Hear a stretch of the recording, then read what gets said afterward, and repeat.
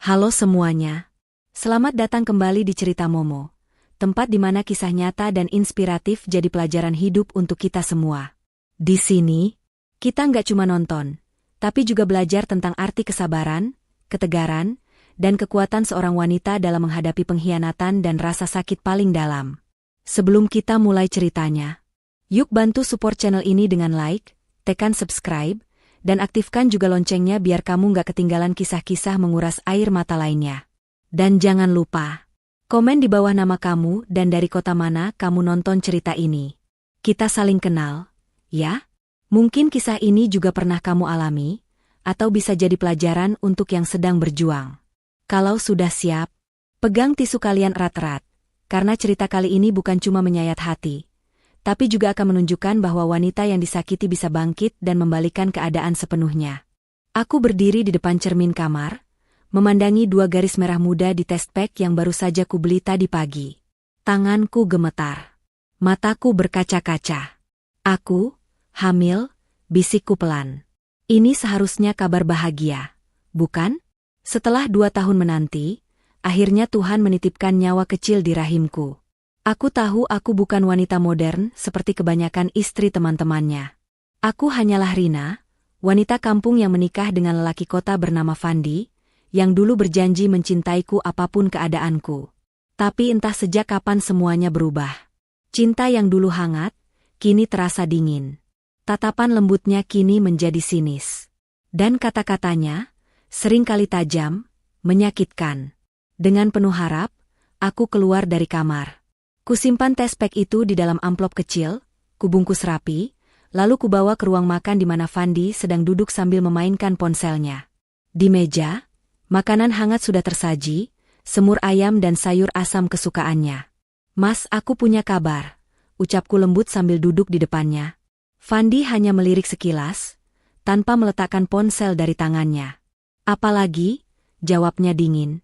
Aku menghela napas, berusaha tersenyum meski hatiku sedikit perih oleh nada suaranya. "Aku hamil, Mas. Aku positif hamil," ucapku sambil menyodorkan amplop kecil itu.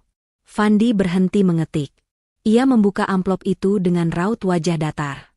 Matanya memandang test pack itu, lalu beralih padaku. Tapi yang keluar dari mulutnya bukan kata "selamat" atau pelukan hangat yang kuharap. Yang keluar adalah tawa. Tawa dingin yang mengejek. "Kamu hamil?" katanya sambil tertawa sarkastik. "Wanita kampungan sepertimu mau punya anak dariku? Astaga, ini lelucon apa sih?" Aku tercekat. Jantungku seperti berhenti berdetak. "Apa maksud Mas Fandi?" tanyaku pelan. Fandi meletakkan test pack itu di meja seperti membuang sampah. "Dengar ya, Rin. Aku udah cukup sabar selama ini. Kamu itu nggak punya kelas, nggak punya gaya, dan cuma bawa malu. Apa kamu pikir aku mau punya anak dari wanita sepertimu? Anak yang akan tumbuh dengan gen deso kamu? No thanks. Mas." Jeritku hampir menangis. "Anak ini darah dagingmu juga." "Darah dagingku?" Ia berdiri, mendekatiku. "Kamu pikir karena kamu berhasil hamil, kamu menang? Justru kamu membuat masalah baru. Aku nggak pernah mau punya anak dari kamu, Rin. Aku udah bilang berkali-kali, hidup bersamamu itu membosankan." Aku mencoba berdiri, tapi lututku lemas. Nafasku tercekat. Kata-kata itu seperti pisau yang menggores hatiku satu persatu. Mas nggak bisa bicara seperti itu. Aku istrimu," ujarku terbata. Fandi menatapku tajam. "Kamu pikir selama ini aku setia? Kamu pikir aku masih cinta?" Katanya. "Aku sudah punya wanita yang pantas. Wanita yang elegan, berkelas. Dan dia sedang siap untuk jadi ibu dari anakku. Bukan kamu." "Wanita itu?" tanyaku dengan nada gemetar. "Kamu selingkuh, Mas?" Ia mengangguk tanpa rasa bersalah. "Namanya Monica.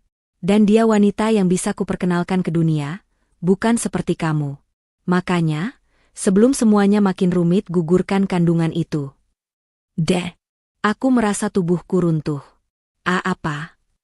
Aku nyaris tak bisa bicara. "Gugurkan. Sekarang juga." Aku nggak mau anak itu lahir, tegasnya tanpa rasa dosa. Kalau kamu masih ingin tinggal di rumah ini, lakukan apa yang aku minta. Mataku menatap wajahnya yang dulu begitu kucintai. Tapi hari ini, wajah itu berubah menjadi sosok asing yang menakutkan. Tatapan dinginnya, kata-kata kejamnya, semuanya seperti mimpi buruk. Anak ini, bukan salah. Kenapa kamu benci sekali, Mas? Tanyaku lirih. Fandi mendekatkan wajahnya ke wajahku.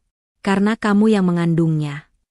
Aku tidak tahu bagaimana bisa seseorang begitu tega, begitu kejam. Aku tidak pernah mengira cinta bisa berubah jadi kebencian sekejam ini. Fandi kembali duduk di kursinya, mengambil ponsel, dan kembali sibuk seolah tak terjadi apa-apa. Dengan hati yang remuk, aku kembali ke kamar. Aku duduk di lantai, memeluk perutku yang masih rata. Maafkan ibu, nak, bisikku sambil menangis dalam diam. Aku janji akan melindungimu, walau seluruh dunia menolak kita. Tak lama kemudian, kudengar suara pintu dibuka. Fandi keluar rumah. Mobilnya melaju. Tapi kali ini, aku tahu, dia bukan ke kantor. Aku tahu dia menuju Monica. Aku jatuh terduduk. Tapi aku berjanji, mulai hari ini, aku tak akan tinggal diam. Jika ia ingin membuangku, maka akan kutunjukkan.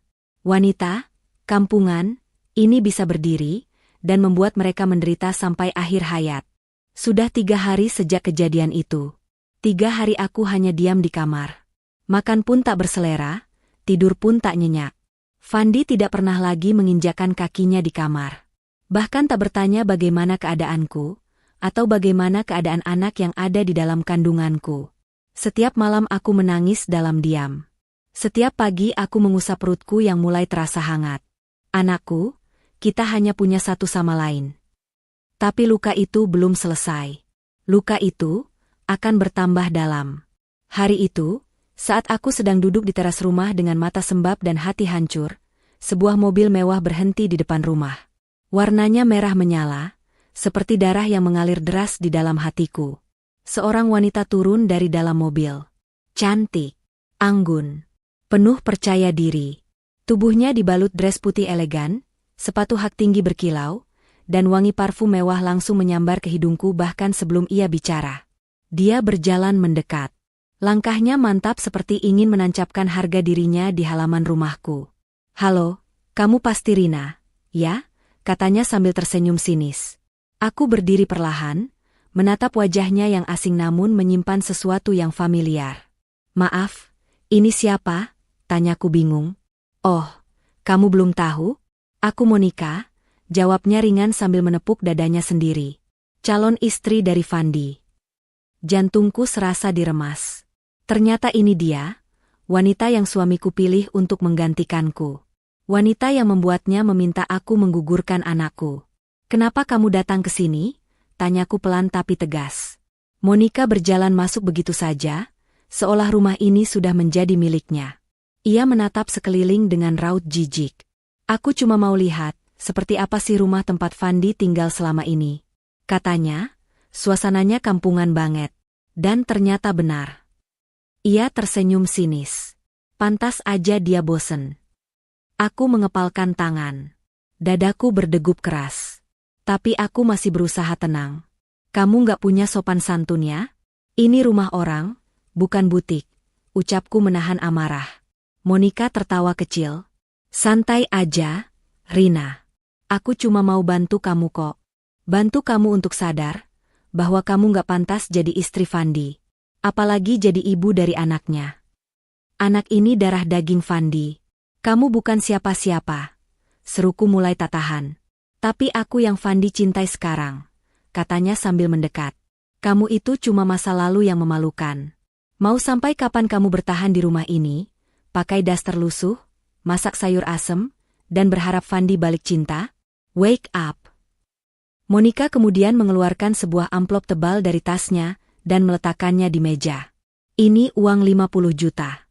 Anggap aja pesangon. Gugurkan kandungan kamu. Lalu keluar dari hidup Fandi. Dia sudah milikku sekarang." Aku membeku.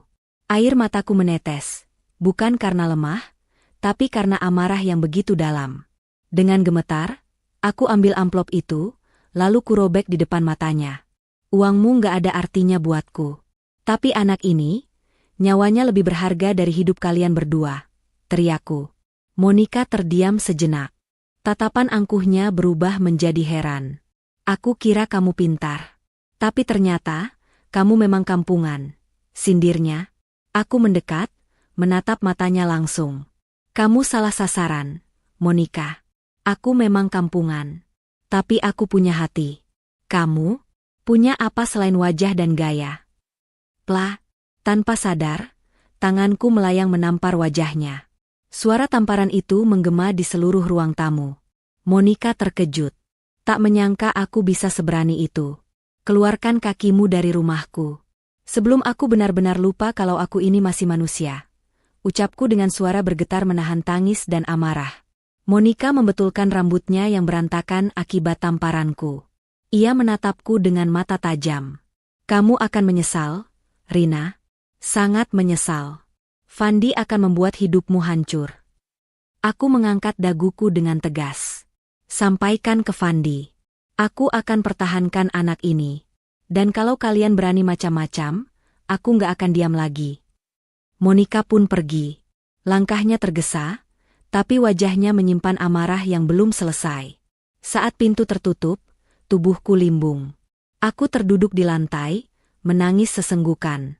Tapi di tengah air mata itu, aku tahu satu hal. Perjuanganku baru saja dimulai. Jika mereka pikir aku akan diam, mereka salah besar. Aku akan bangkit.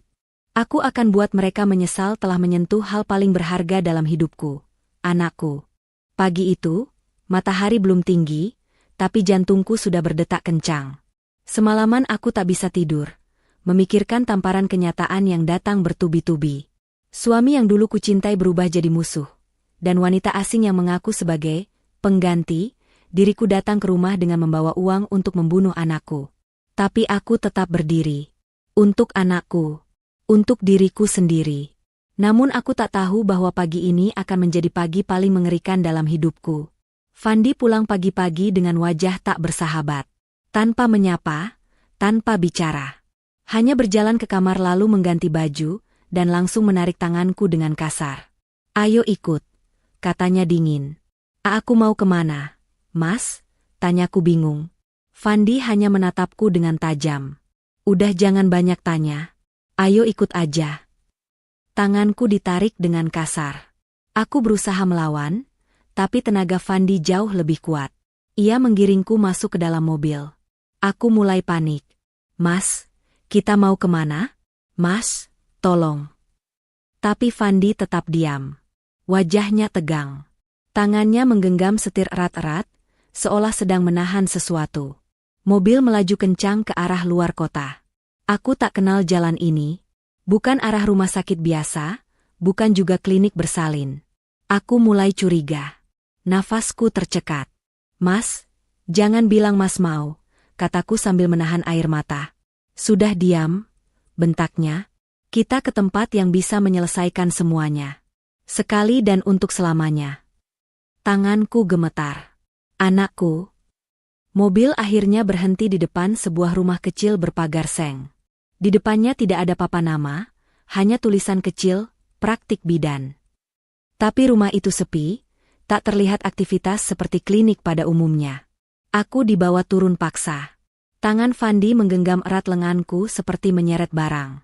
Mas, jangan. Aku mohon, jangan, teriakku. Seorang wanita tua dengan wajah datar keluar dari rumah itu. Dia mengenakan baju putih lusuh, dengan sarung tangan medis yang sudah tampak kotor. Ia menatapku tanpa empati. Ini pasiennya? Tanyanya datar. Ya. Selesaikan secepatnya. Saya bayar tunai, jawab Fandi dengan entengnya. Tangisku pecah. Aku nggak mau. Ini anakku. Aku nggak mau. Fandi mendekat dan mencengkram bahuku. Kamu nggak punya pilihan, Rin. Jangan bikin aku makin muak. Tiba-tiba, seperti ada kekuatan yang meledak dari dalam diriku. Aku menepis tangannya, lalu berlari keluar pagar. Tapi karena panik, aku malah tersandung batu di depan rumah itu. Lututku tergores, darah mengalir. Tapi aku terus berusaha berdiri. "Rina, berhenti!" teriak Fandi dari belakang. Tapi aku tak peduli. Aku lari sekuat tenaga, menyusuri jalan kampung yang asing, sambil memegangi perutku. "Nak, bertahanlah ya, nak. Ibu akan lindungi kamu," isakku sambil terus berlari. Kakiku mulai lemas. Pandanganku kabur. Tubuhku limbung.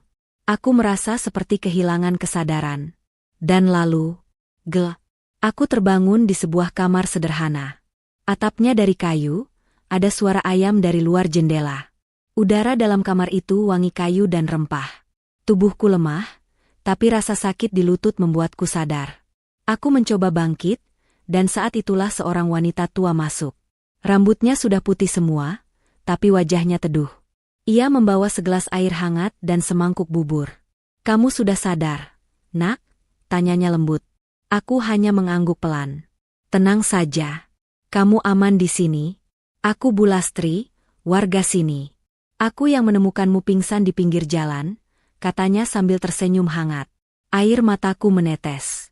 Aku tak sanggup berkata apa-apa. Terlalu banyak luka. Terlalu banyak duka. Bu Lastri duduk di sampingku dan mengusap lenganku pelan. "Kamu sedang hamil, ya?" tanyanya. Aku mengangguk lagi, kali ini sambil menangis. "Suamiku mau aku gugurkan anakku. Kata mereka aku kampungan, gak pantas punya anak darinya." Bu Lastri terdiam sejenak. Lalu dengan lembut, ia berkata, "Anak itu titipan Tuhan. Dan kamu bukan wanita lemah, nak. Kalau kamu sudah bisa mempertahankannya sampai sejauh ini, kamu pasti bisa melanjutkannya sampai akhir." Tangisku pecah di pelukannya. Saat itu, aku tak tahu siapa Bu Lastri sebenarnya. Tapi aku merasa, mungkin Tuhan mengirimkannya untuk menyelamatkanku. Untuk memberi aku kesempatan kedua. Dan mulai saat itu, aku tahu, aku tidak boleh menyerah. Beberapa hari setelah aku dirawat oleh Bu Lastri, tubuhku mulai pulih. Tapi jiwaku masih dipenuhi luka. Luka dari kata-kata Fandi. Luka dari hinaan Monica. Dan yang paling dalam, luka karena nyawa kecil dalam perutku, hampir saja direnggut oleh ayahnya sendiri. Namun di balik semua rasa sakit itu, aku menemukan sesuatu yang baru, kekuatan. Kekuatan untuk bertahan. Kekuatan untuk bangkit. Pagi itu, aku duduk di beranda rumah kecil milik Bu Lastri. Udara kampung yang segar, bau tanah basah, suara burung dan ayam, semuanya terasa seperti pelukan hangat dari semesta. Entah mengapa, aku merasa lebih damai di sini, daripada di rumah megah yang dulu kubangun bersama Fandi. Bu Lastri menyodorkan secangkir teh hangat sambil duduk di sampingku. "Bagaimana rasanya tinggal di sini, nak?" tanyanya. Aku tersenyum tipis. "Tenang, Bu. Damai. Lebih tenang dari semua keributan yang biasa kuterima di kota." Ia mengangguk. "Kalau kamu mau, tinggal saja di sini sementara. Aku tinggal sendiri. Anak-anak semua di luar negeri. Rumah ini sepi kalau nggak ada orang." "Bu, saya nggak mau merepotkan," ujarku gugup. "Kamu bawa anak di perutmu. Itu titipan." "Aku hanya membantu menjaga titipan Tuhan," ucapnya lembut. Air mataku menggenang. Setelah semua penghinaan yang kuterima, Bu Lastri memberiku tumpuan yang tak kudapatkan dari siapapun. Ia tak bertanya masa laluku, tak menilai dari bajuku, tak menuduhku macam-macam. Ia hanya peduli. Hari-hari berikutnya, aku mulai membantu Bu Lastri menata rumah. Memasak, membersihkan, bahkan ikut menjemur kain batik yang ternyata ia buat sendiri. Ya, Bu Lastri adalah pengrajin batik rumahan. Di salah satu ruangan di belakang rumahnya, ada alat-alat membatik, tumpukan kain, dan beberapa pesanan dari kota. Tangannya masih lihai menggambar pola. Meski tua, ia penuh semangat dan dedikasi. "Kalau kamu mau, aku bisa ajarkan kamu membatik," ucapnya suatu hari. Aku pun setuju. Setiap hari, aku belajar membatik, mewarnai, dan mengemas kain. Lambat laun, aku mulai menyukai prosesnya. Ada sesuatu yang menenangkan dari mencelupkan malam panas ke kain putih polos. Seolah, luka di hatiku ikut meleleh dan membentuk pola baru. Harapan. Waktu berjalan cepat. Dalam hitungan bulan, Perutku mulai membesar. Bu Lastri memperlakukanku seperti anaknya sendiri. Bahkan ia sudah menyiapkan kamar bayi kecil di rumahnya. Di sela-sela waktu istirahat, aku mulai mencoba menjual beberapa kain batik secara online lewat ponsel lamaku. Koneksi internet di kampung memang lambat, tapi aku tetap gigih belajar. Aku menamai akun media sosialku Kampung Heritage. Awalnya, hanya 2 orang yang membeli. Tapi aku melayani mereka dengan penuh cinta. Aku bungkus rapi, tulis tangan ucapan terima kasih, dan kirimkan sendiri ke kantor pos. Tak kusangka, dari 2 pembeli itu, datang 5 orang lain. Lalu 10. Lalu 20. Aku mulai sibuk membatik bersama Bu Lastri. Bahkan aku mulai merekrut 2 ibu rumah tangga lain dari desa untuk membantu menjahit dan mengemas. Aku nggak pernah sangka, batik kampung bisa sampai ke Jakarta. Bu, ucapku sambil tersenyum haru. Bu Lastri mengangguk bangga. Orang kota selalu cari sesuatu yang otentik. Kamu hanya perlu percaya diri. Untuk pertama kalinya dalam hidupku, aku merasa berarti. Bukan karena statusku sebagai istri, bukan karena penampilanku, tapi karena usahaku sendiri. Suatu malam, aku duduk sendiri di depan rumah sambil menatap bintang.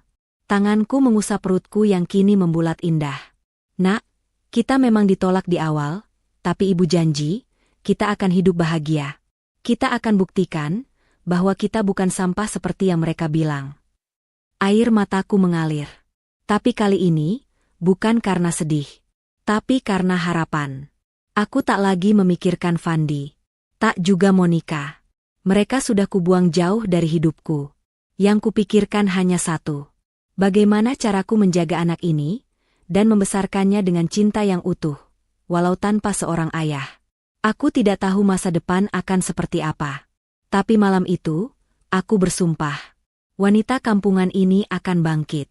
Dan saat waktunya tiba, dunia akan tahu siapa aku sebenarnya.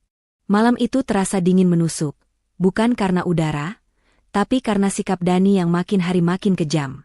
Nadine duduk di tepi tempat tidur, tangannya memegang perutnya yang kini mulai membuncit. Kandungannya telah memasuki bulan keempat, namun bukan ucapan selamat yang ia terima dari suaminya, melainkan tatapan jijik dan amarah. Kenapa kamu nggak nurut dari awal sih, Din? Aku udah bilang, aku nggak mau punya anak dari kamu, bentak Dani sambil membanting pintu kamar. Nadine terperanjat, menunduk dengan air mata menetes tak tertahankan. Ini anak kamu juga, Dani, darah daging kamu. Anak dari kamu, dari perempuan kampungan yang nggak ngerti gaya, nggak bisa diajak kemana-mana karena memalukan. Aku malu, Nadine. Kamu itu bukan level aku, teriak Dani dengan nada merendahkan. Perut Nadine seakan ikut bergetar, rasa sedih dan sakit hati seperti menghimpit napasnya. Ia mencoba berdiri, tapi tubuhnya terasa lemas. Ia tahu, tekanan batin yang terus-menerus bisa membahayakan kandungannya, tapi siapa yang bisa menolongnya sekarang? Keesokan harinya, Nadine bangun dengan pusing yang hebat. Ia berusaha berjalan ke dapur untuk membuat sarapan, tapi tiba-tiba pandangannya mengabur. Ia memegangi perutnya dan jatuh terduduk di lantai. Ketika ia membuka mata, Dani dan Laras sudah berdiri di depannya, namun bukan dengan wajah khawatir. Laras malah tertawa kecil. Drama ibu hamil. Harusnya kamu udah ngerti kode kalau kamu itu udah nggak dianggap. Dani menyuruh Nadine bangun dengan kasar. Bangun sana. Jangan pura-pura lemah. Kalau kamu terus-terusan begini, gimana aku bisa nikah sama Laras dan punya keluarga beneran? Nadine membeku mendengar kata-kata itu. Jadi benar, mereka berencana menikah? Dani, kamu serius? Tanya Nadine dengan suara bergetar. Dani menatapnya tajam. Aku nggak main-main. Laras hamil. Dan aku yakin anak dari dia bakal jadi kebanggaan.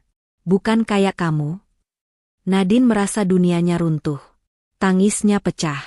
Tapi Dani tak peduli.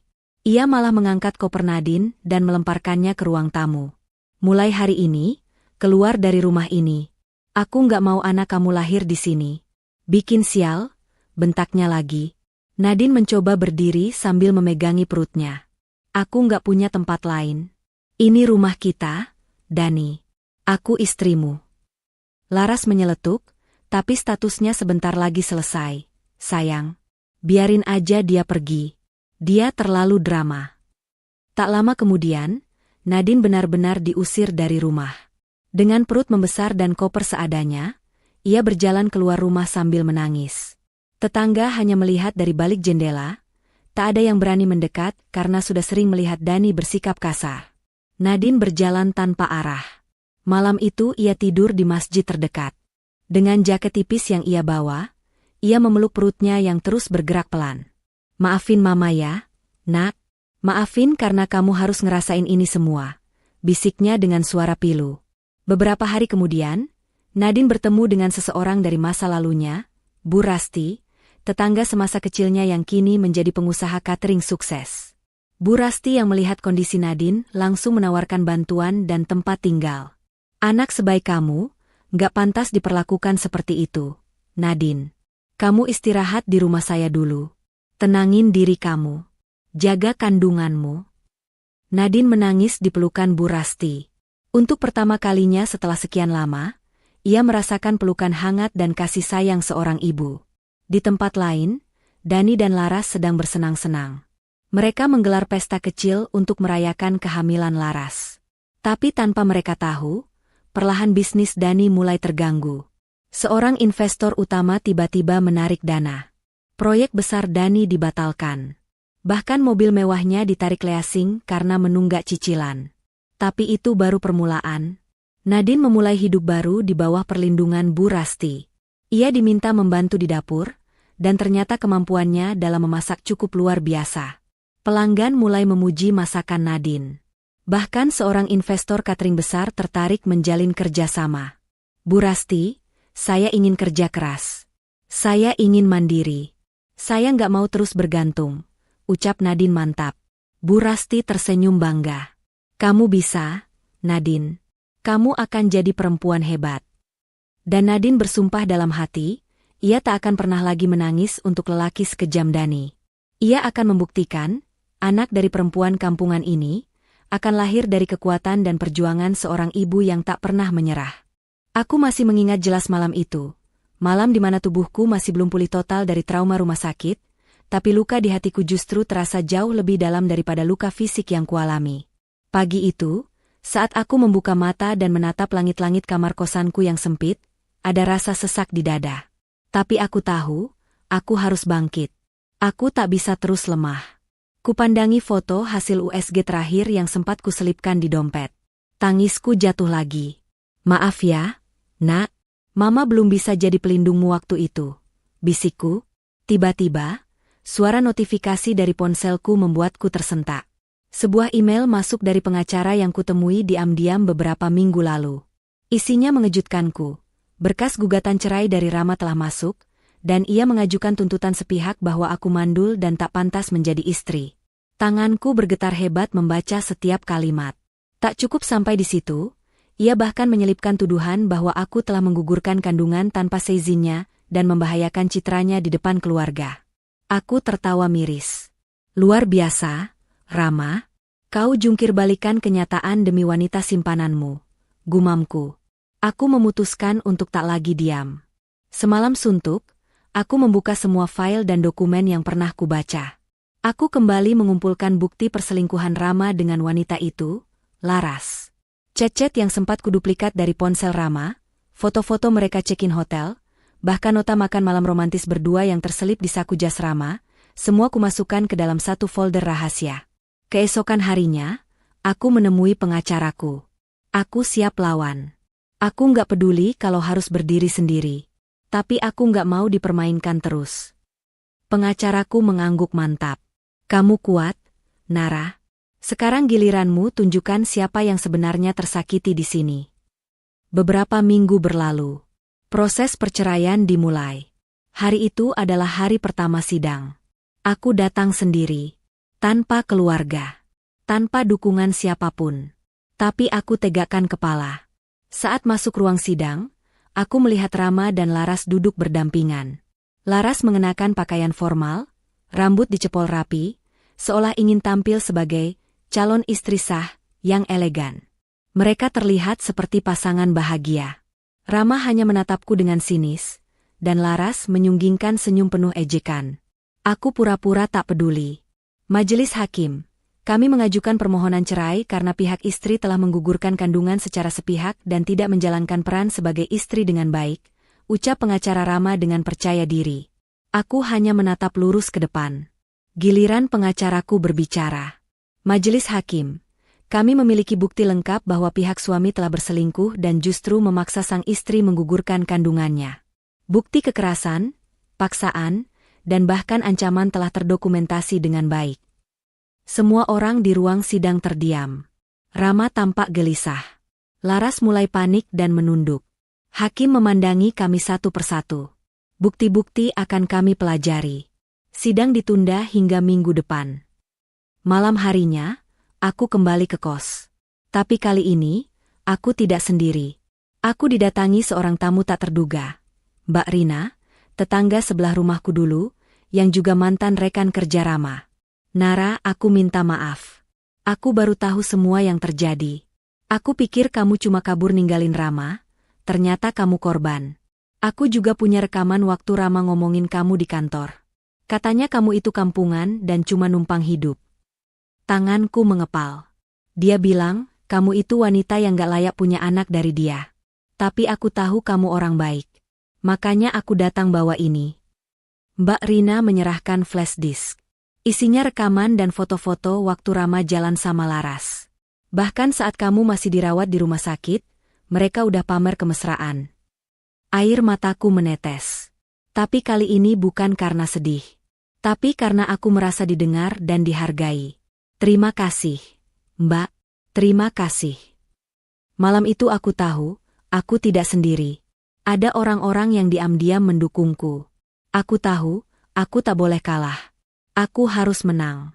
Bukan hanya untukku, tapi juga untuk anakku yang tak sempat melihat dunia. Beberapa hari kemudian, aku menerima pesan singkat dari nomor tak dikenal. Berhenti cari masalah, Nara. Kamu pikir siapa yang bakal percaya kampungan kayak kamu? Kalau kamu terus macam-macam, kamu akan lihat hidupmu makin hancur. Aku hanya membalas dengan satu kalimat. Kita lihat siapa yang akan hancur lebih dulu.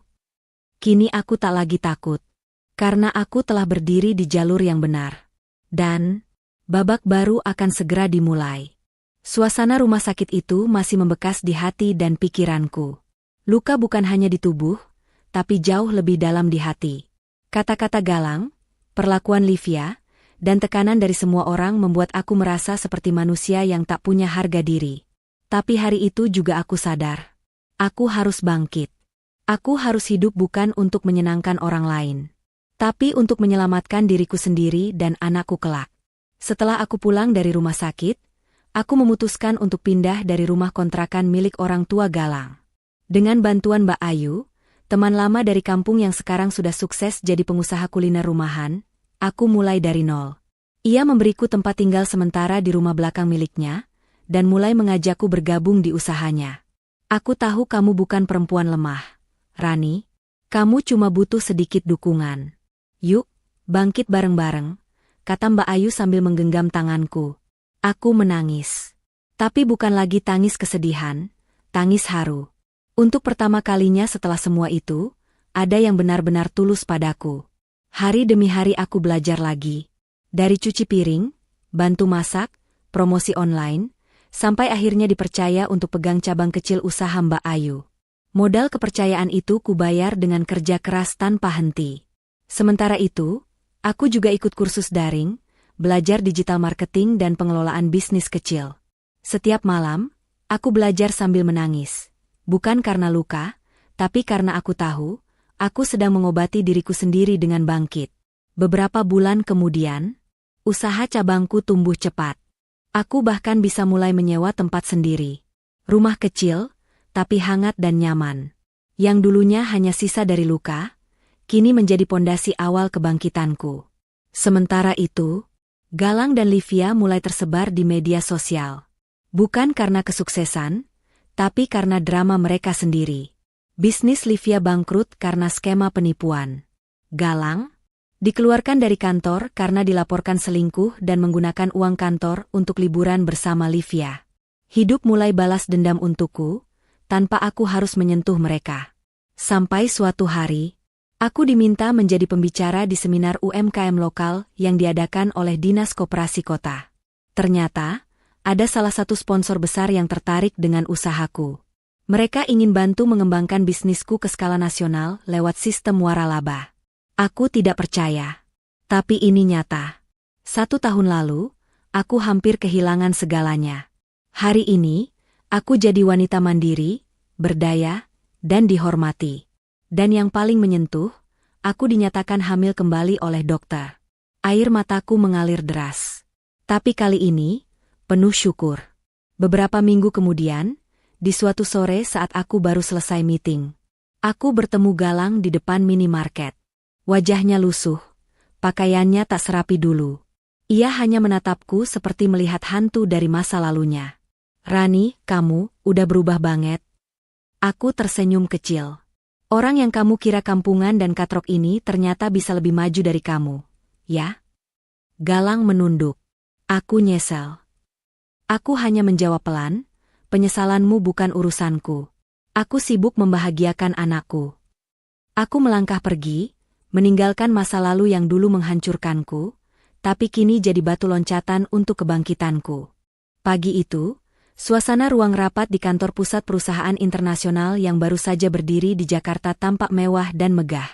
Para direksi, kepala divisi, dan manajer berkumpul untuk menyambut investor utama yang baru saja diakuisisi oleh perusahaan besar dari luar negeri. Mereka berdiri rapi, menunggu sosok penting yang akan hadir. Termasuk di antaranya, Reza, yang kini sudah menjadi salah satu manajer karena bantuan dari kekasih barunya yang disebut-sebut punya koneksi kuat. Wajah Reza penuh percaya diri. Mengenakan jas hitam dan dasi abu-abu, dia berdiri tegak, melirik semua orang dengan angkuh. Investor utama itu wanita, katanya muda tapi punya jaringan besar di luar negeri, gumam salah satu staf wanita di belakangnya. Reza mendengus kecil. Paling juga sok-sokan kaya. Wanita sukses itu rata-rata cuma numpang nama. Tiba-tiba, pintu ruang rapat terbuka lebar. Semua kepala menoleh. Langkah kaki wanita elegan terdengar menyentuh lantai marmer mahal. Tubuh tinggi semampai dengan gaun formal putih gading, disertai coat panjang yang jatuh anggun. Sepasang high heels mewah mengiringi setiap langkahnya. Begitu wajah wanita itu terlihat jelas, seketika suasana ruangan terdiam. Mulut Reza terbuka. Mata membelalak. Wanita itu adalah Alia. Alia berdiri di depan ruangan dengan senyum tipis. Riasannya natural, rambut disanggul elegan. Dia tampak sangat berbeda dari sosok wanita, kampungan, yang dulu sering ia hina. "Selamat pagi semuanya. Saya Alia, perwakilan dari M Group Holdings, sekaligus investor utama yang baru mengakuisisi saham mayoritas di perusahaan ini." Suara Alia begitu tenang, namun penuh karisma. Beberapa staf berbisik kagum. "Dia cantik banget ya. Nggak nyangka ternyata dia bos besar." Namun Reza seperti ingin lenyap di tempat. Ia memandang tak percaya. "Itu, nggak mungkin, Alia." Alia menatap Reza lurus. "Oh, saudara Reza? Saya dengar banyak tentang Anda. Termasuk betapa hebatnya Anda naik jabatan belakangan ini." Nada bicara Alia terdengar datar, tapi tajam. Beberapa orang menangkap nada sindiran di balik senyumannya. Reza mencoba menyembunyikan keterkejutannya. "Kak, kamu serius?" Alia berjalan mendekatinya perlahan, lalu berhenti tepat di depannya. "Ya. Setelah kamu dan ibumu mengusirku, setelah kamu memaksa aku menggugurkan anak kita karena aku, kampungan, aku pergi ke luar negeri. Aku bangkit. Dan sekarang aku kembali." Reza menunduk. Wajahnya merah padam, bukan karena malu, tapi karena rasa takut dan malu yang bercampur jadi satu. Alia menatap semua orang di ruangan. "Mulai hari ini, saya akan turun langsung menangani internal perusahaan. Termasuk melakukan evaluasi besar-besaran pada karyawan yang tidak berintegritas, termasuk yang melakukan pelecehan terhadap sesama." Suara Alia tegas. Aura kekuasaan benar-benar terpancar darinya. Setelah rapat selesai, Reza berusaha mendekatinya di lorong kantor. "Alia, kumohon, aku salah, aku nggak tahu kamu seperti ini sekarang. Alia berbalik perlahan, memandang mantan suaminya yang kini tampak begitu kecil di matanya. Kamu tahu apa yang paling menyedihkan, Reza? Bukan karena kamu menyakiti aku, tapi karena kamu menyia-nyiakan wanita yang benar-benar tulus mencintaimu, hanya demi wanita lain yang bahkan tidak peduli siapa kamu kalau tak ada uang dan jabatan. Reza tertunduk. Kamu tidak hanya kehilangan aku, Reza. Tapi kamu kehilangan anak kita, keluarga kita, dan sekarang, kamu kehilangan segalanya. Alia pun pergi meninggalkannya, berjalan dengan kepala tegak.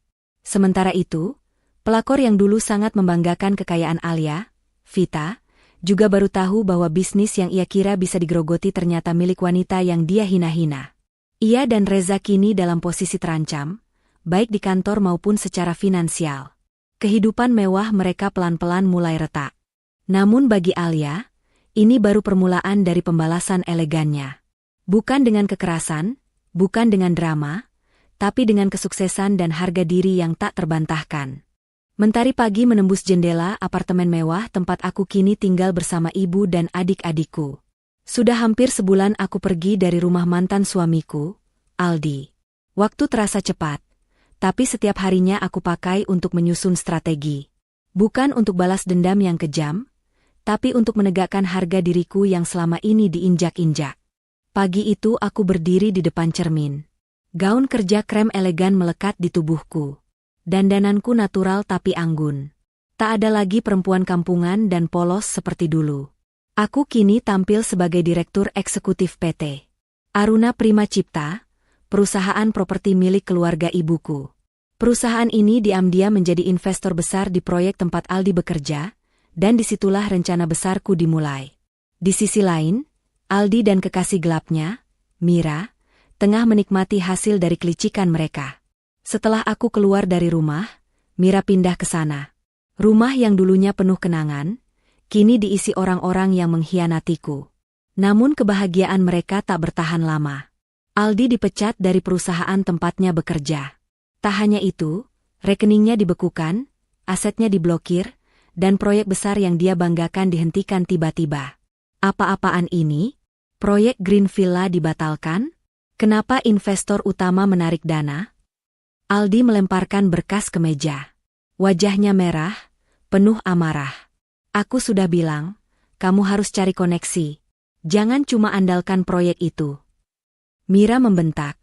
Mulai frustasi karena pengeluaran mereka tetap besar sementara pemasukan lenyap. Aldi mencoba menghubungi atasannya, tapi tak ada jawaban. Ia bahkan tak tahu bahwa secara diam-diam, akulah yang memutus semua aliran dana itu. Aku menarik seluruh investasi keluarga dari proyek mereka. Dan kini, aku ingin bertemu langsung, bukan sekadar dari balik layar. Beberapa hari kemudian, aku datang ke kantor pusat proyek Green Villa dengan rombongan pengacara, sekretaris, dan asisten pribadi. Semuanya menghormat dan menyambutku. Di ruang rapat, para direksi sudah berkumpul, termasuk Aldi yang belum tahu kalau aku yang akan memimpin pertemuan. Saat aku masuk, semua terdiam. Langkah kakiku mantap. Gaun blazer putih dengan celana panjang, high heels berkilau, dan tas branded di tangan. Aku duduk di kursi utama. Aldi memandangiku dengan tatapan kaget dan bingung. "Aara, kamu ngapain di sini?" ucap Aldi gugup, berdiri dari kursinya. Aku menatapnya datar. "Kenalkan, saya Aralina Putri Anindya, Direktur Eksekutif dari PT Aruna Prima Cipta, pemegang saham terbesar dalam proyek ini." Semua langsung terdiam. Aldi terbelalak. "Kamu bohong, kamu kan cuma perempuan desa yang tinggal sama nenekmu." Aku tersenyum kecil. "Kamu tidak pernah mau tahu siapa aku sebenarnya, karena kamu terlalu sibuk mempermalukanku. Kamu anggap aku kampungan, katrok, gak layak jadi ibu anakmu. Tapi kamu bahkan tak tahu latar belakang istrimu sendiri." Aku gak percaya." Aldi duduk lemas. Mira yang tiba-tiba datang dan melihatku, langsung syok. "Itu kan Ara? Kok bisa dia di sini?" "Dia pemilik perusahaan ini, bodoh," sahut salah satu staf yang berdiri di pintu. Aku mengambil napas dalam-dalam, lalu berkata lantang, Saya datang bukan hanya untuk menghentikan proyek ini, tapi juga membersihkan nama saya dari semua fitnah dan penghinaan yang selama ini kalian lemparkan. Mulai hari ini, semua hubungan kerjasama dengan saudara Aldi dan pihak terkait akan diputus. Ara, kamu nggak bisa lakukan ini. Aku butuh proyek ini. Aldi berdiri panik. Aku menatapnya tajam. Aku bisa. Dan aku sudah melakukannya. Mira maju dan mencengkram tanganku. Kamu puas, ya? Lihat kami menderita. Kamu perempuan licik. Aku menarik tanganku dan menatap Mira dingin. Aku hanya membela diriku. Tidak seperti kamu yang menghancurkan rumah tangga orang lain, lalu merayakannya. Kalian pikir karma tak akan datang? Aku cuma mempercepat prosesnya. Kabar kehancuran Aldi dan Mira menyebar. Rumah mewah yang dulu aku tinggali disita karena kreditnya tak lagi dibayar. Mobil dijual, tabungan ludes, dan yang paling menyakitkan, Mira meninggalkan Aldi karena tak tahan hidup susah. Beberapa minggu kemudian, Aldi mendatangiku. Wajahnya lusuh. Tubuhnya lebih kurus dari terakhir kali kulihat. Dia berdiri di lobi kantorku sambil membawa sekotak kecil. Ara, aku mohon. Maafkan aku. Aku salah. Aku terlalu bodoh, terlalu jahat. Aku hanya ingin melihat anak kita. Boleh? Aku memandangnya tanpa ekspresi. Lalu berkata dengan suara pelan namun tegas, anak ini tidak butuh ayah yang pernah menyuruh ibunya menggugurkan dia. Aku tak akan pernah melupakan itu, Aldi. Dan anak ini tidak butuh seseorang yang mempermalukan ibunya karena dia kampungan. Aku berjalan meninggalkannya sambil memegang perutku yang kini mulai membesar. Di dalam mobil, aku meneteskan air mata. Bukan karena sedih, tapi karena lega. Semua sudah tuntas. Luka itu memang tak akan hilang, tapi aku berhasil berdiri. Aku berhasil membuktikan bahwa harga diri seorang perempuan tidak bisa diinjak seenaknya. Kini aku tinggal menunggu waktu untuk menyambut kehadiran bayi kecilku. Anak yang dulu nyaris tak mendapat kesempatan hidup, kini tumbuh sehat dalam rahimku. Dan dia akan tumbuh bersama cinta, tanpa luka masa lalu yang mengikutinya. Hari itu adalah hari paling bersejarah dalam hidupku. Setelah bertahun-tahun dilecehkan, dihina, dikhianati, dan bahkan dipaksa kehilangan janin buah hatiku sendiri, aku berdiri hari ini sebagai wanita yang berbeda.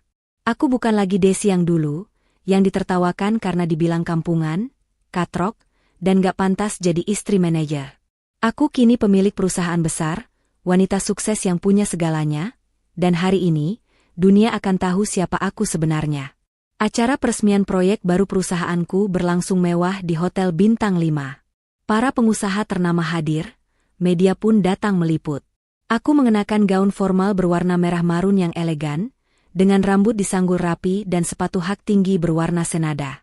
Aura kepercayaan diriku terpancar begitu kuat, hingga membuat semua orang memandangku dengan takjub. Tak jauh dari situ, di barisan tamu umum, tampak Dion berdiri bersama wanita yang dulu menjadi selingkuhannya, Citra. Wajah mereka memucat saat menyadari bahwa wanita yang akan meresmikan acara ini adalah aku. Apa itu? Desi? Gumam Dion lirih, seolah tak percaya pada matanya sendiri. Citra yang kini jauh dari penampilan mewah, hanya mengenakan dress lusuh dan make-up yang luntur karena tangisannya, gemetar melihatku melangkah ke atas podium dengan percaya diri. Tak ada senyuman di wajahku untuk mereka. Yang ada hanyalah ketegasan. Selamat datang di peluncuran proyek besar kami. Saya Desi Anindya, CEO dan pemilik utama dari PT Sinar Karya Global, ucapku lantang. Tepuk tangan bergemuruh. Namun Dion dan Citra tidak bersuara sedikitpun. Mulut mereka terbuka, namun tak mampu berkata apa-apa. Setelah acara selesai, beberapa media meminta wawancara. Aku menjawab dengan sopan dan profesional. Namun begitu rombongan wartawan selesai, Dion justru berusaha mendekatiku dengan mata berkaca-kaca. Desi, maafkan aku nggak tahu kamu selama ini. Aku menatapnya tajam. Kamu nggak tahu karena kamu nggak pernah mau tahu. Yang kamu lihat cuma penampilanku, bukan hatiku. Kamu lebih pilih wanita yang bisa tampil gaya, tapi ternyata meninggalkanmu waktu kamu jatuh. Citra memelas di samping Dion. Ia bahkan sempat berlutut di hadapanku. Aku minta maaf. Aku salah, tolong bantu kami. Desi, aku tahu kamu berhati baik. Aku menatap mereka tanpa emosi. Tidak ada sisa luka atau air mata. Semua sudah kubuang jauh. Yang tersisa hanyalah kekuatan. Aku bukan Tuhan yang wajib mengampuni kalian. Aku hanya wanita yang kalian hancurkan, tapi berhasil bangkit dan lebih hebat dari kalian berdua. Beberapa hari kemudian, berita tentang keberhasilanku tersebar luas. Banyak yang kagum pada kisah perjalananku. Tak sedikit yang ingin mengundangku menjadi pembicara di acara motivasi. Aku menerima undangan dari sebuah stasiun TV untuk hadir dalam program inspiratif Wanita Tangguh. Di sana, aku menceritakan seluruh perjuanganku. Mulai dari awal menikah dengan Dion, dipaksa menggugurkan kandungan, dihina kampungan, hingga akhirnya membangun bisnis sendiri dari nol. Di akhir acara, aku berkata, untuk kalian para wanita di luar sana, yang sedang disakiti, dihina, dianggap tak punya nilai. Percayalah, kamu punya kekuatan besar di dalam dirimu. Jangan biarkan omongan orang meruntuhkan harga dirimu. Berdirilah, dan bangkit. Karena tak ada yang bisa menjatuhkan wanita yang tahu nilai dirinya sendiri. Tepuk tangan kembali bergemuruh. Bahkan beberapa penonton wanita menangis mendengar ceritaku. Di tempat lain, Dion dan Citra justru hidup penuh kesulitan. Rumah kontrakan mereka bocor di mana-mana, usaha kecil yang mereka buka bangkrut karena utang menumpuk. Teman-teman yang dulu mendukung mereka kini menjauh, tak ada yang mau membantu. Ironisnya, Dion sempat mencoba melamar kerja di salah satu anak perusahaan milikku. Tapi begitu HR melihat namanya dan profilnya, lamaran itu langsung ditolak. Bukan karena dendam, tapi karena aku ingin mereka belajar bahwa hidup bukan tentang merendahkan orang lain. Kini aku hidup damai. Di sebuah rumah mewah yang kubeli dengan hasil kerja kerasku sendiri, aku duduk menikmati sore sambil membaca buku. Di sampingku, seorang pria baik hati yang kini menjadi pasangan baruku, pria yang mencintaiku bukan karena penampilanku, tapi karena jiwaku. Dan ya, aku kembali diberi kepercayaan mengandung. Janin yang tumbuh sehat di rahimku ini adalah bukti bahwa Tuhan tak pernah tidur. Dia mengganti semua kesakitanku dengan kebahagiaan yang luar biasa. Terima kasih ya, sayang, karena sudah bertahan sejauh ini, kata pria itu sambil mengelus perutku dengan lembut. Aku menatapnya dan tersenyum. Terima kasih juga sudah mau menerima aku apa adanya. Karena pada akhirnya, wanita kampungan dan katrok yang mereka hina, kini jauh lebih tinggi dari mereka. Dan mereka hanya bisa menunduk, memohon belas kasihan yang takkan pernah mereka dapatkan. Wah, sungguh perjalanan yang penuh luka, pengkhianatan, tapi juga penuh semangat kebangkitan. Cerita ini bukan hanya tentang air mata dan pengkhianatan, tapi juga tentang bagaimana seorang wanita bisa bangkit dan membuktikan bahwa harga dirinya tak bisa diinjak-injak oleh siapapun. Kalau kamu berada di posisi tokoh utama tadi, apa yang akan kamu lakukan? Apakah kamu juga akan memilih balas dendam elegan seperti dia? Atau memaafkan dan pergi? Tulis pendapatmu di kolom komentar, ya. Jangan lupa sebutkan juga nama dan asal kota kamu biar kita semua tahu, cerita ini sudah sampai kemana saja. Like jika kamu suka cerita ini, subscribe untuk terus ikuti kisah-kisah inspiratif lainnya dari cerita Momo. Dan share ke teman-temanmu yang butuh semangat untuk bangkit dari pengkhianatan. Ingat ya, setiap luka bisa jadi kekuatan. Dan setiap air mata bisa jadi awal dari kebahagiaan baru. Sampai jumpa di cerita selanjutnya. Hanya di cerita Momo, karena setiap luka punya cerita.